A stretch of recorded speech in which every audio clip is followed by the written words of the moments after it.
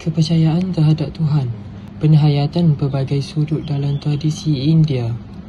Di dalam falsafah India, konsep ketuhanan dilihat dari pelbagai pendekatan. Yang pertama, teisme personal yang menekankan bahawa Tuhan dan manusia adalah dua entiti yang berbeza. Dalam Brahmadharma, penyembah menyembah Tuhan dengan cinta dan hormat, menolak pandangan Vedanta yang menyatukan Tuhan dan jiwa. Kedua, teisme rasional menyatakan bahawa Tuhan boleh dikenali melalui cintaan alam dan suara hati. Suara hati dianggap sebagai pancaran roh maha agung, bukan daripada ego manusia. Tuhan digambarkan sebagai maha adil dan maha mengetahui. Yang ketiga, pandangan mistik. Pandangan mistik memperlihatkan cinta sebagai jalan utama dalam penyatuan dengan Tuhan. Dalam Upanishad, manusia dan Tuhan tidak berasingan. Penyatuan rohani berlaku apabila seseorang menjedari bahawa dirinya adalah cerminan Tuhan, bukan melalui logik tetapi melalui pengalaman cinta dan kefahaman rohani. Akhir sekali, kesedaran terhadap Tuhan dianggap hadir secara langsung dalam diri. Falsafah India telah menyatakan bahawa kita mengenali Tuhan seperti diri kita sendiri, bukan melalui bukti tetapi melalui pengalaman rohani yang mendalam. Walaupun terdapat pelbagai pendekatan, semuanya menunjukkan bahawa Tuhan adalah realiti tertinggi dalam memberi makna kepada hidup manusia. Falsafah Islam di India merupakan satu cabang penting dalam sejarah pemikiran Islam, khususnya di Asia Selatan. Sejak abad ke-7 Masihi, pertembungan antara ajaran Islam dan tradisi tempatan di India yang majmuk dari segi agama dan budaya telah melahirkan falsafah Islam yang unik dan eksklusif. 3 ciri utama menonjol dalam falsafah Islam di India. Pertama, ia menggabungkan falsafah dan tasawuf. Aliran sufi seperti Chisti, Qadiri dan Suhrawardi menekankan aspek rohani seperti cinta ilahi, kesatuan makhluk dengan Tuhan dan pengalaman batin. Pendekatan ini bukan sahaja memperdalam pemahaman metafizik dalam Islam, tetapi juga membantu menyampaikan ajaran Islam secara lembut kepada masyarakat bukan Islam. Kedua, pemikir Islam di India bersifat terbuka dan berdialog dalam falsafah tempatan seperti Hindu dan Buddha.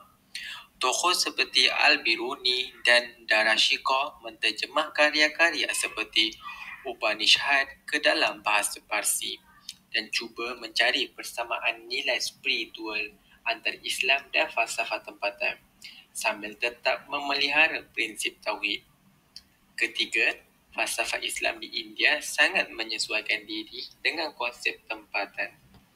Penggunaan bahasa Parsi dan Urdu serta penglibatan dalam gerakan sosial menunjukkan bahawa pemikiran Islam di India tidak kaku, sebaliknya dinamik dan kontekstual. Ia menekankan akhlak, keadilan sosial dan pembangunan jati diri umat Islam dalam masyarakat majmuk. Dari sudut kesan pula, falsafah Islam menyumbang dalam pelbagai aspek kehidupan India. Dalam bidang intelektual, Islam membawa semangat keilmuan tinggi melalui madrasah dan pusat-pusat pengajian seperti semasa pemerintahan Delhi Sultanat dan Empayar Mughal. Bidang sains perubatan dan matematik turut berkembang seiring dengan falsafah. Dari sudut sosial, falsafah Islam yang menolak diskriminasi keturunan memberi cabaran kepada sistem kasta Hindu. Ramai golongan bawahan tertarik kepada Islam kerana prinsip kesamarataan. Gerakan Sufi juga memainkan peranan besar dalam memupuk perpaduan toleransi dan cinta ilahi bersama gerakan Bhakti Hindu. Dalam aspek budaya, pengaruh Islam dapat dilihat dalam seni bina seperti Taj Mahal dan Qutb Minar serta perkembangan sastra melalui bahasa Parsi dan Urdu. Tradisi muzik rohani seperti Qawwali turut mencerminkan pengaruh falsafah Islam secara halus tetapi berkesan. Akhir sekali, dari segi politik dan perundangan, falsafah Islam membentuk sistem pentadbiran berasaskan keadilan dan tanggungjawab. Pemerintah seperti Akbar dan Aurangzeb mempraktikkan nilai Islam dalam pemerintahan, manakala undang-undang syariah diamalkan dalam hal kekeluargaan di kalangan masyarakat Muslim.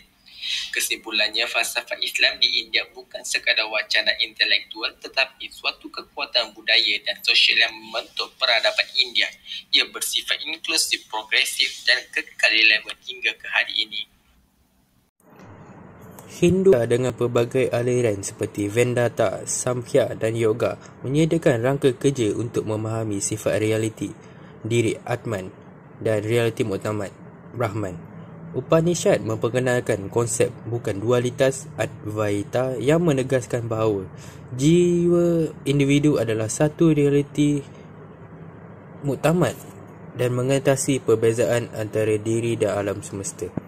Idea falsafah ini mempengaruhi banyak aspek masyarakat India termasuk pembentukan sistem kasta, ritual dan mengejar moksha iaitu pembebasan.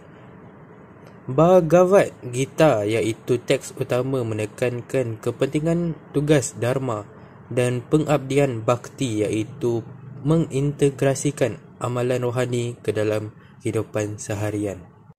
Buddhism muncul pada abad ke-6 sebelum Masihi sebagai gerakan pembaharuan yang menentang aspek ritualistik dan hierarki Brahmanisme.